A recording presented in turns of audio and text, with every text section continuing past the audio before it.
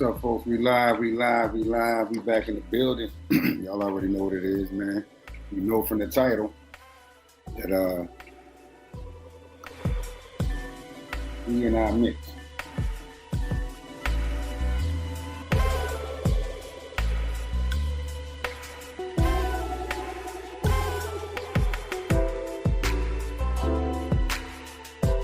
What's up, folks?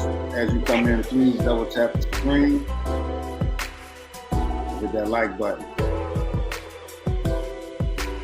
We're just gonna vibe out for a second.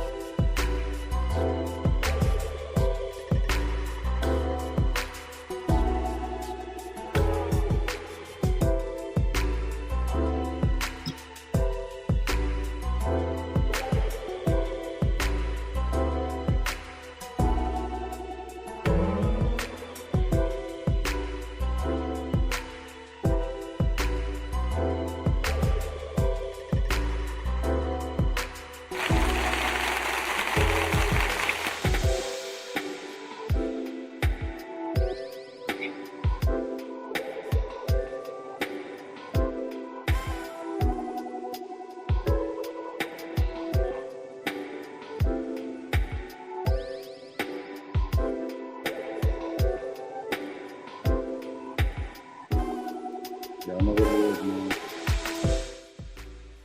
Y'all know what it is, man. We live. And we are talking about the Cleveland Browns. Welcome to the Real Creative Podcast. And it's going down. We got a lot of information, new information, even more development information with this Cleveland Browns fiasco that is a complete circus. But y'all already know what it is, man. We've been covering this for some days straight. And you already know, man, we got to cover some things that's going on inside of the front office, as well as with the coaching staff and the locker room, man. It's all over the place. Dillon Gabriel is starting this week versus the Jets. So we get to see what he's going to do. And as born as the Cleveland Browns has been my whole lifetime, for some reason, I don't know why, maybe y'all could tell me, the Cleveland Browns are now the talk of the NFL. How does a team that's as low profile as the Cleveland Browns end up being the talk of the NFL? Need y'all to tell me that in the chat. Double tap the screen or hit the like button, whichever option is available. How does this happen, folks? Why would the Cleveland Browns, of all teams in the NFL, be the talk of the NFL? I know to a lot of people it's a joke, and sometimes to me it's a joke as well, but here I am covering the Cleveland Browns in the middle of the NFL season. Normally I don't care about the Cleveland Browns or what they're doing, but for some reason I can't quite put my finger on what the reason is. But obviously, there is a reason.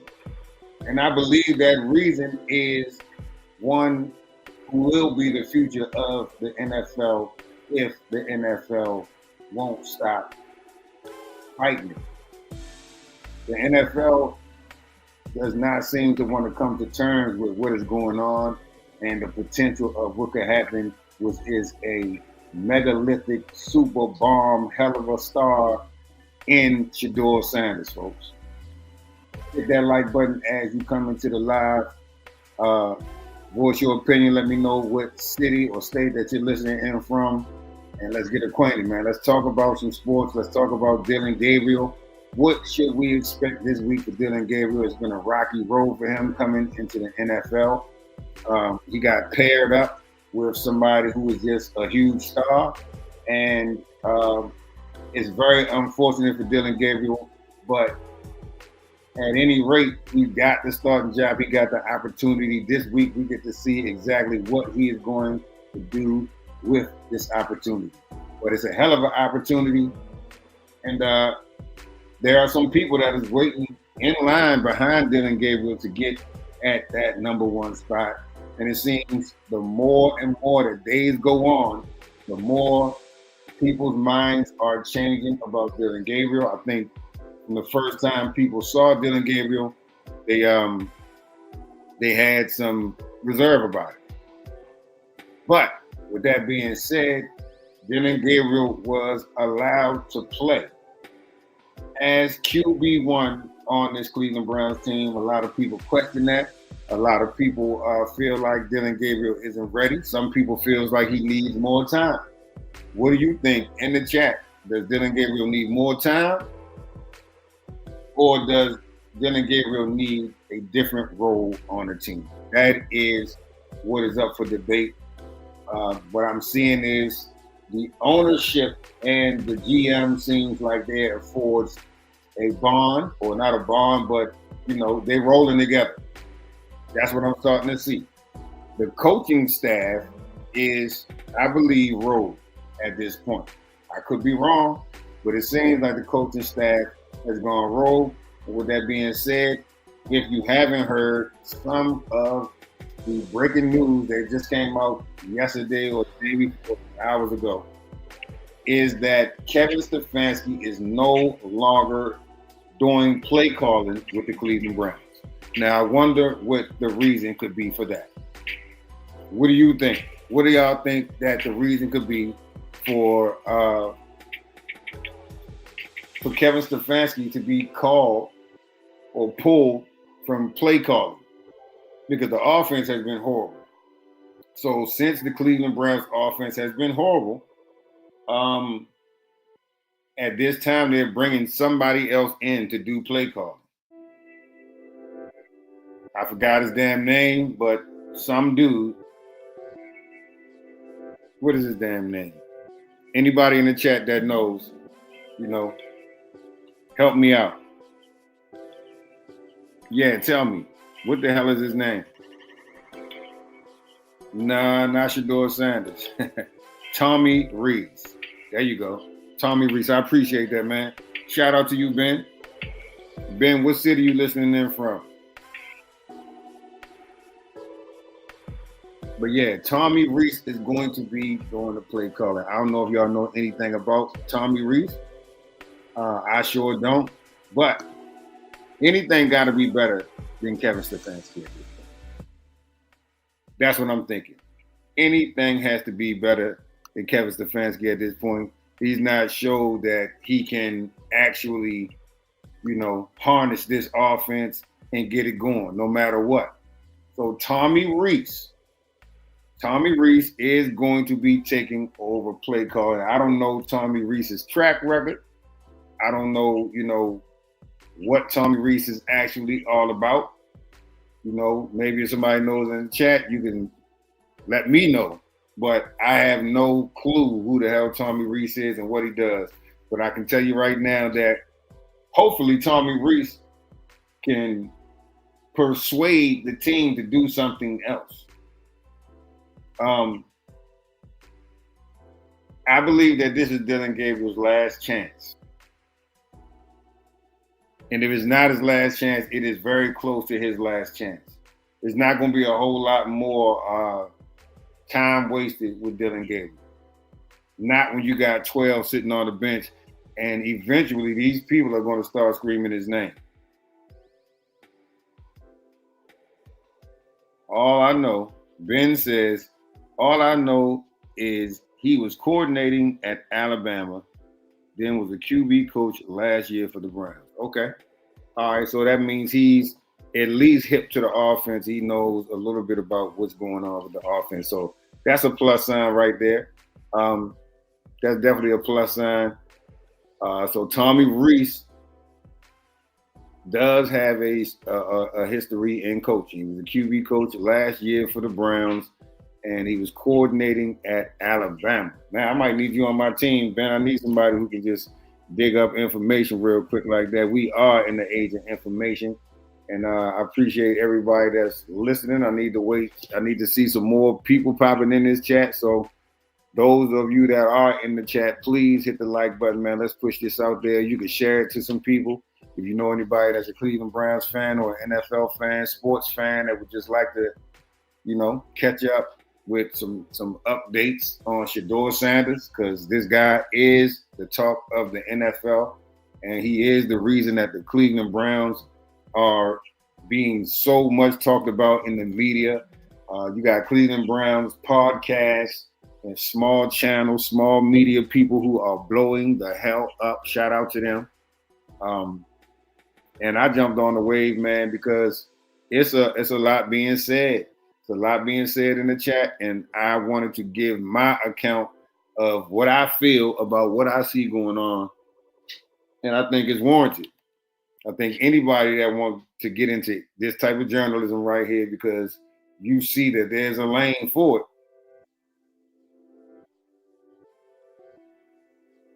Yes, sir. If it wasn't a lane for it, then I wouldn't be in the lane. But yeah, absolutely. If it wasn't for Shedeur Sanders, we would not be talking about the Cleveland Browns. I think everybody needs to come to terms with that. So when we're talking about the Cleveland Browns, we are also talking about Dillon Gabriel. If there were no Shedeur Sanders, there would be no Dillon Gabriel talk right there. Dillon Gabriel would just be somebody on the Cleveland Browns team that got lost in the NFL somewhere, and we will have no clue as to what he was doing. I think we can all agree on that. Shedeur Sanders is so much star power. Now, I don't know what the Browns are waiting for. What you should have done was, once you realize that you got this mega superstar for such a cheap price, what you should have done was got some pieces to go around with it. You know what I'm saying? You could have traded Dillon Gabriel or traded somebody on the goddamn team. Trade Jerry Jeudy. Anybody. Get a line. Get some receivers. Because right now, what I'm starting to see is Jeudy is not a one receiver, which means he's a two, which means there is no one. So that means if he's the two, then the next person is the three. They got a 2 and 3 and 4 and whatever, but they don't have a 1. So with that being said, they wasted a lot of time. They got 2 quarterbacks, and you could have used that pick right there to get something that was meaningful, that could go along with something to complement something like Shedeur Sanders. Or even Dillon Gabriel, if that's what you really want. I think that if you wanted Dillon Gabriel, then somebody's scope over there is a little foggy. Somebody is not doing the job well that they're being paid for to find talent to go with the Cleveland Browns. From what I'm understanding now, just learning a little bit more about Kevin Stefanski, I'm starting to see that they're saying that he likes a quarterback that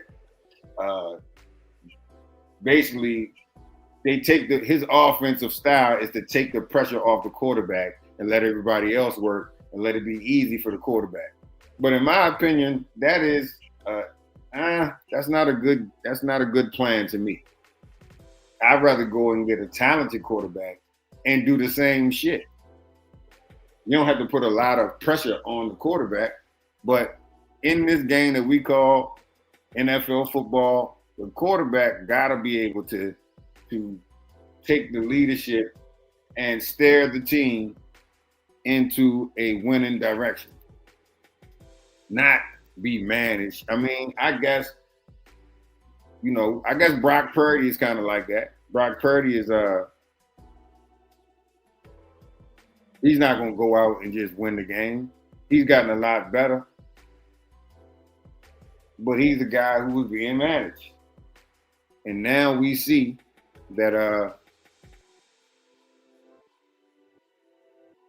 Dillon Gabriel needs more than a manager. He needs a lot more than a manager. Tap the like button as you come in to the live. I appreciate you for stopping in. And right now, what we're gonna do is, man, we're gonna cut this music down and we're gonna get into some clips of what they're talking about as far as this whole Cleveland Browns situation. So let's get to it. All right. Hold on for 1 second.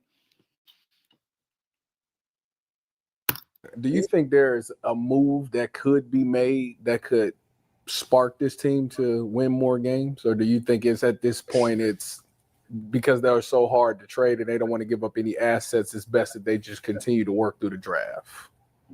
You tell me. Do you think that this team is one player away? I think that they could get one good piece now and then continue to build in the draft. But the point of getting that one piece now and giving up any assets, what? I did answer the question. Oh, you kind of tap dance. You answered the question like Andrew Berry would answer the question. Well, I mean, you know, by not answering the question. But that's what I'm saying. I mean, what is the end? Like, to what end? So you give up some draft capital to get one piece that's going to get you what? A couple more wins? This Browns team is not one piece away from contending.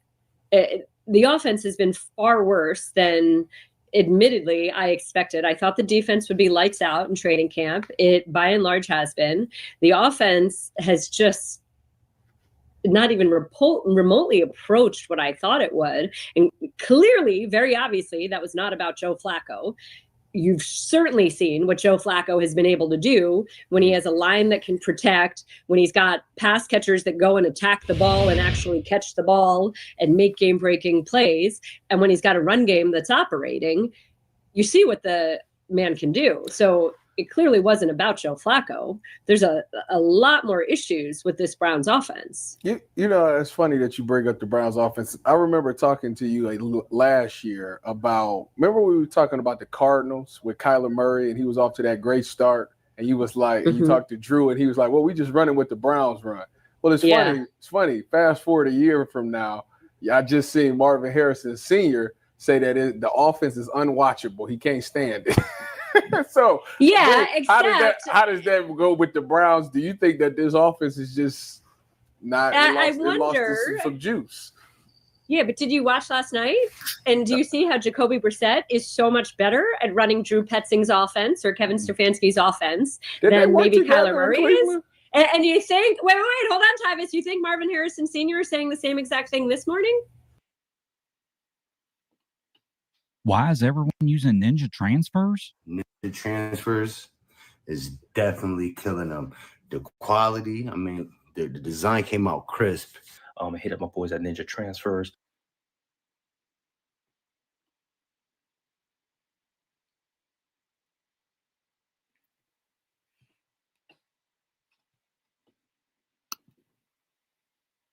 Probably not. I mean, his son and one mixtape somebody. Yeah. Go Bucks, by the way. Yeah, exactly. So maybe it's about square peg, round hole. Maybe it's about who's operating the offense in some degree and not necessarily about the offense. Are you insinuating that they should move on from Kyler Murray? Oh my goodness! I have the Cardinals in a few weeks, so I don't know. That all I'm saying right now, this is like I can't say anything without getting in trouble. All I'm saying is that Jacoby Brissett seems better suited to running what Drew Petzing is running or wanting to run than perhaps Kyler is. You know, I'll tell you, there was a jarring stat. Often it's funny because again, like Flacco said this to me a week ago. It's not that hard. Get the ball to number 1 and get the ball to number 5. Get the ball to your playmakers. So go to the Cardinals. I saw this unbelievable stat this morning. Trey McBride, who is one of my favorite tight ends in the league, who I think is phenomenal in every way, whose production is out of this world, but for some reason doesn't have touchdown numbers. In 3 seasons with Kyler Murray, Trey McBride was thrown 5 touchdowns. 3 seasons, Kyler Murray has found him for 5 touchdowns, despite the guy being a 1,000-yard receiver, running every route on the route tree, all of that, blocking in the run game, doing everything you want out of a tight end. In 3 games, Jacoby Brissett has found Trey McBride in the end zone 4 times. In 3 years, Kyler Murray has found Trey McBride 5 times. In 3 games, Jacoby has found his playmaker, his playmaking, game-breaking, reliable, dependable tight end 3 times in the end zone. 4 times, whatever, 4 times in the end zone, 4 times. So like, again, get the ball to your playmakers. And then maybe Marvin Harrison Sr. isn't complaining about the offense being unwatchable. Aditi, that's not fair. Not that complicated. That's not fair. Battlefield Wow. Did y'all just hear that shit? Marvin Harrison Jr. says he can't stand to watch the Cardinals play with Kyler Murray as the quarterback. Now, Kyler Murray and Dillon Gabriel are very, very similar in comparison, other than the fact that Kyler Murray really got a fucking arm and Kyler Murray really has some vision downfield. He can make downfield passes. But Kyler Murray is fast as hell. So he can escape and get outside to where he can see. Dillon Gabriel is not fast. So it's amazing. And I watched the game because I'm a Cowboys fan. We got our ass whipped by the Cardinals. And Jacoby Brissett looked fucking good. Jacoby Brissett was on point. Jacoby Brissett did not miss a beat. There was not many passes. Maybe sometimes when he got in a little bit of trouble, he was getting chopped up. But Jacoby Brissett looked a million times better than Kyler Murray in that offense. And you just heard what she said, that he found this receiver in the end zone multiple times last night. And Kyler Murray only found him in the end zone, I think she said, once in 4 years. So let that shit sink in. And this is pretty much the same thing when we're talking about Shedeur and Dillon Gabriel. Jacoby Brissett is much taller and much more of what you would expect to see when you're looking at an NFL quarterback. Height-wise, stature-wise, playing ability-wise, vision downfield-wise. That's what you're looking for, even though he's not a rookie. But he didn't come into the league looking that much worse. Dillon Gabriel is nowhere near what I saw last night or what I see from Bo Nix or what I see from other people who are not as physically fit to be an NFL quarterback. All of the people like Drew Brees, man, Drew Brees got a fucking arm. And there's a reason that Drew Brees can be the height and stature that he is and be in the NFL. He got a whole lot of other shit that supersedes his short stature. But let's get back to this. 6 just came out and Call of Duty come out later. You can't blame Kyler for, you can't it's game and life. They saying that Kyler Murray is probably playing the game and shit, and that's why he ain't doing so well right now, because Call of Duty just came out. That's fucked up. They're never gonna let that shit. They're never gonna live that down. Lives matter. You know what I'm saying? Nasty work. What? They just dropped Battle Royale on Battlefield 6 too. That boy locked in. By the way, are your children big video game players? It's very interesting, G, that you say this, because I was at an airport and I met the guy who is the developer or owner or something of Fortnite. And I said, well, my son is 10 and he plays Madden and he plays college football, whatever. And we were talking about whether he would want a free code to Fortnite. And I said, I think he's a little bit young for that. And that's because the only video games that we play in our house are Madden, college football, FIFA, some Wii, Mario Kart. That's it. So you 10 and 6. You got to lock down. We're not Dustin. doing. You can't. Just keep your kid away from Roblox. That's caution. No. They're both playing Roblox. Oh yeah, that's good. That's good. Why is that bad though, Dustin? There's a lot of things inside that game that you don't know about. That it's just it's a bad game made by bad people, but you can look it up on your own. Oh man, Dustin, just making parenting more and more complicated. I think that they're building pretty little houses and we're okay. She's a mother. Man. You can't say that to a mother. You see her eyes, and you went to her soul. She was like, "Hold on now. Have I not scrubbed this game enough? This is crazy. It's about to get taken off now." A lot. He's adding more to my plate. After the interview, just go down the rabbit hole if you want. And her kids is gonna be so upset with you. Yeah, they are. Yeah, well, my son is upset with me too. All the time in the world too. But it's don't you need to have, when you talk about hidden things, do you have to have a level of maturity to find those hidden things? Yeah, well, the problem is their level of security to protect the kids is not even close to what it should be. So okay, so we'll talk yet about it another another time. reason that, well, you know what? I think that I'm going to delegate this to my husband. Yes, Their do dad. that. can There figure it it is. out. Hey, listen, he get that text message. Note to honey.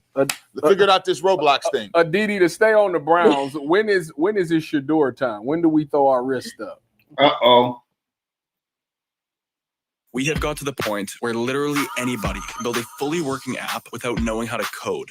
This is Base 44. This is the first. His back is hurt, correct? I believe so. So it's sort of a moot point right now. I think he's got to get healthy, and then we can have that conversation. You think it's that bad? You think his back is that bad? I don't, it's a little odd I don't know enough about it to say whether it's that bad or not. I don't know what the prognosis is. I know that backs can be very tricky. So I wouldn't be giving you anything that's educated or in concrete if I were to speculate on that. Are the Steelers going to win a Super Bowl with Aaron Rodgers? Well, the defense did play better Sunday, but up until then, the defense has looked pretty putrid. Yeah. So they made Indiana Jones look like Danny Dimes again. I mean, I'm just saying. I mean, they got a good. Tomlin can win, and he's got a quarterback at least for this year. Well, I think that you need to stack. Okay, so let's be honest. Is Aaron Rodgers playing better than they've had the quarterback position, than the play they've gotten out of the quarterback position? Of course, absolutely.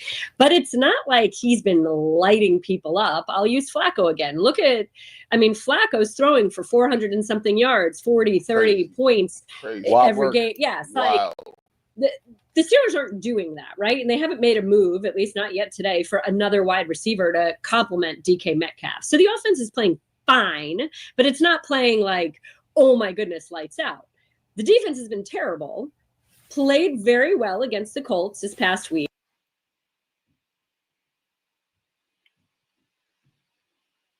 Hold up, y'all. We're going to check out something else real quick, man. Bear with me. Let me get something up on the screen for us. But while we're doing this, we got a lot of good games coming on this weekend. What is your favorite team? In the chat, who's your favorite team? What city are you calling in from? What state are you calling in from? And what do you want to see from the Cleveland Browns? What do you want to see? What do you want to see? Do you want to see a quarterback change? Do you want to see a coaching change? Do you want to see the GM gone? What do you want to see? Because we already see that the coach is not going to be really coaching, basically. Let's listen in. Kevin, how do you still have a job? I like Dillon Gabriel. He seems like a nice guy. He just does not look like an NFL quarterback. Oh my God. It's like 6 feet over his head. Who drew up the flea flicker? Why was that the play? All right, Dillon, show me something, buddy. Show me something. Make me a believer. Make me believe. Dillon.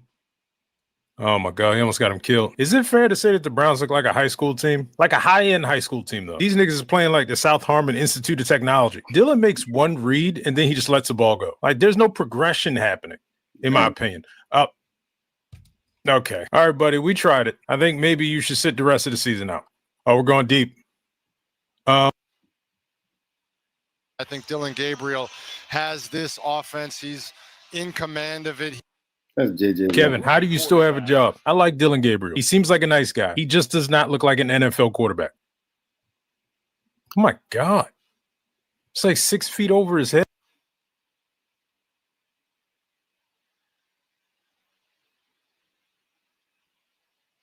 NFL debut. We passed that.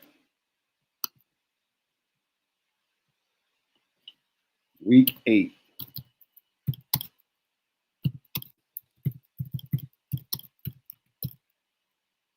Or week 9, I'm sorry.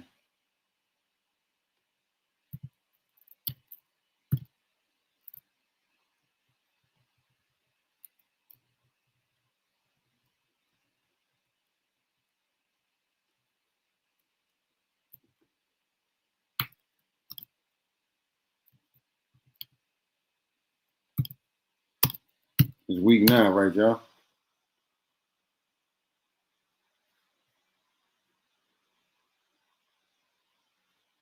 It's week 10. My bad.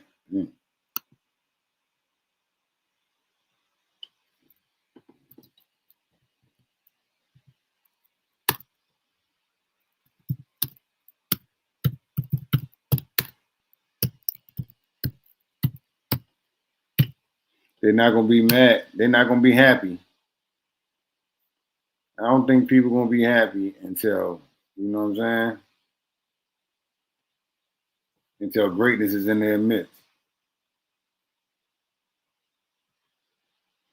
It's sad. When I look up Dillon Gabriel's name, all I see is just negative stuff, man. Let's I'm not even gonna do that.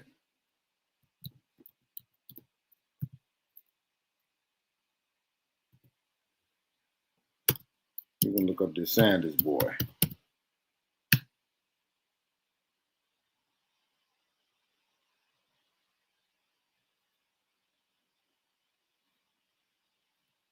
It's kind of like the same shit. I mean, not negative shit though. It's just like you looking and it's nothing but when is he gonna play? When is he gonna get in? When is he gonna play?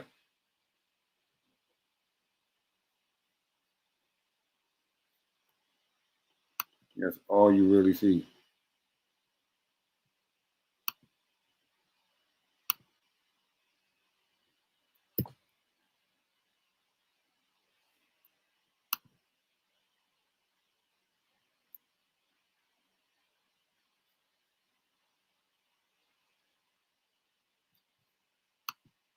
I'm subscribed to Garrett Bush too. I just did that.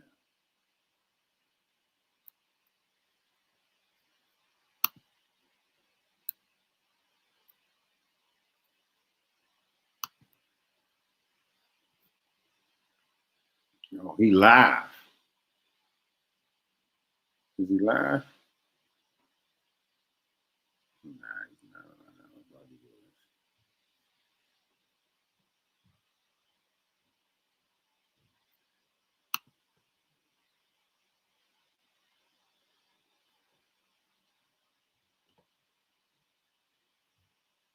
Yeah.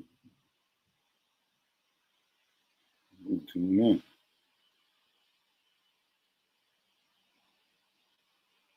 Thank me later. Oh, this members only content. Okay, Garrett Bush. Yee! I got to become a member. That's what I need to do.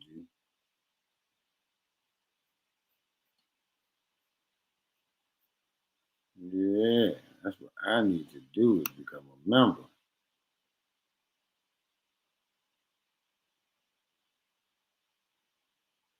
And I be in there.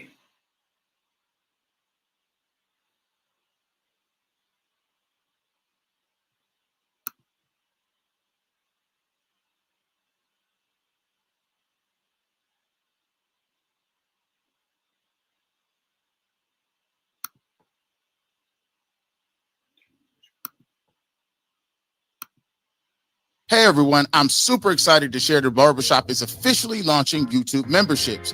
If you love what we do,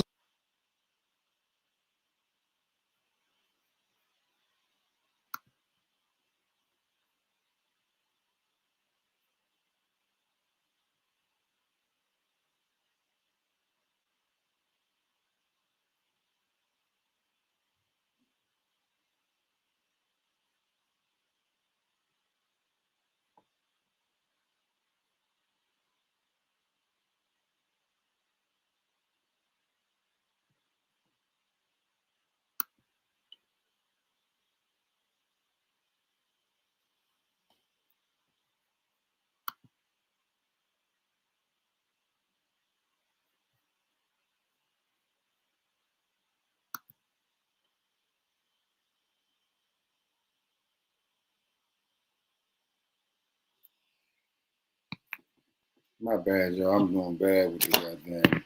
I should have had this already drawn up.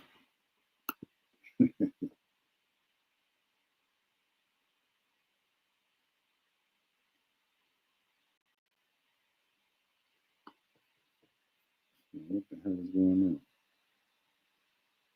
Oh, man, I have a little technical difficulty with my internet, man. My whole neighborhood been acting crazy for the last couple of days. I apologize. What the hell is going on? Oh, shit, I gotta skip this. My bad.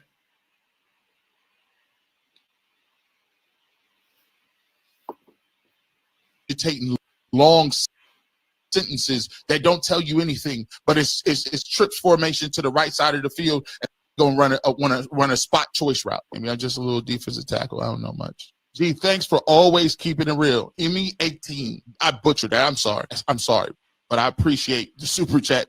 Next time you tell me how to pronounce it, I'll get it right. I promise. Erica Williams, G. Bush. I agree about fire. Do you think Kevin Stefanski will play Watson if he gets clear? Also, I feel Jason really wants Shedeur to play at all. I feel like a lot of people are not interested in seeing Shedeur Sanders. I feel like a lot of people they haven't it's obvious. They're not. It's not like we really want to see him play. When you hear people talk, there's never been an embrace. It's always been an arm's length distance. They'll tolerate Shedeur.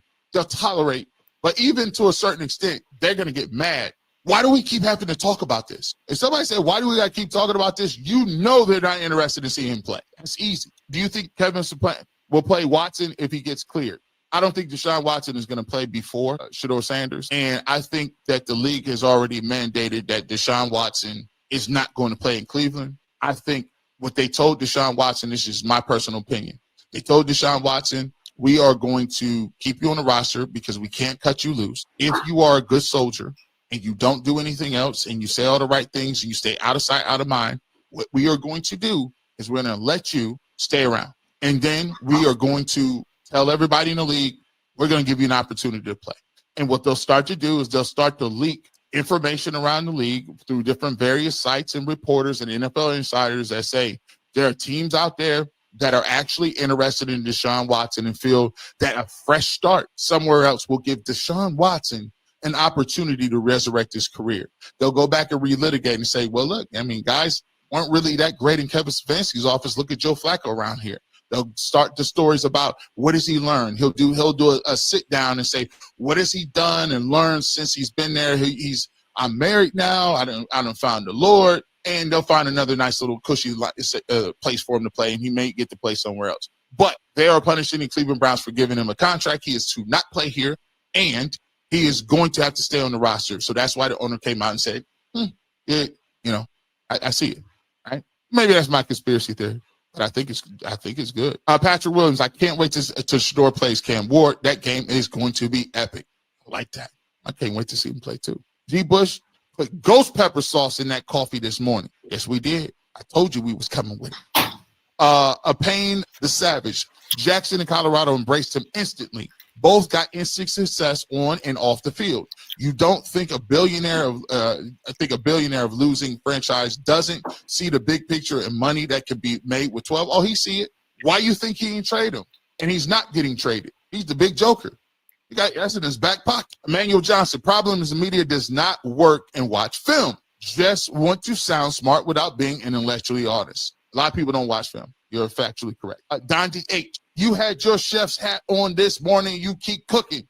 Thank you, Dondi. I appreciate you, my man. Nathaniel Lasik, Hillian Knight Boog was on Rizzo's show. Must see. I got to check it out. Rizzo out here pulling them strings, boy.